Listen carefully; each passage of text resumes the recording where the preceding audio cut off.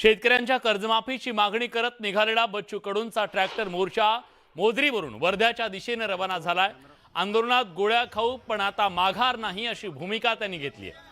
उद्या प्रचंड संख्येने शेतकरी बाहेर निघेल आणि प्रत्येक घरातला एक शेतकरी जरी बाहेर पडला तर सरकार झुकल्याशिवाय राहणार नाही असा विश्वास त्यांनी व्यक्त केलाय। तर बच्चू कडूंनी एल्गार पुकारलेला आहे राज्यातल्या शेतकरी कर्जमाफीच्या संदर्भातला आणि गेल्या काही दिवसात त्यांनी महाराष्ट्र पिंजून काढलेला यात्रेच्या माध्यमातून आणि आता आंदोलनात आपल्यावर गोळ्या चालवल्या तरी माघार नाही अशा प्रकारे अतिशय आक्रमक आणि निर्धाराची भूमिका त्यांनी घेतली आहे। त्यामुळे कर्जमाफीसाठी बच्चू कडूंचा हा ट्रॅक्टर मोर्चा राज्यातल्या सरकारला खडबडून जाग करण्यात यशस्वी होतो का आणि कर्जमाफीचा निर्णय घ्यायला भाग पाडतो का हे पाहणं महत्त्वाचं आहे।